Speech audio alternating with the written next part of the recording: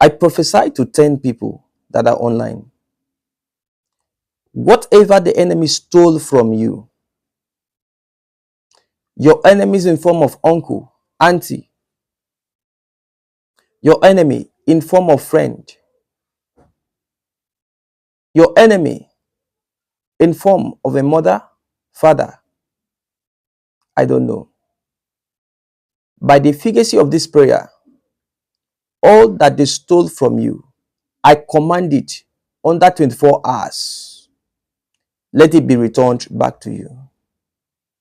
Let it be returned back to you.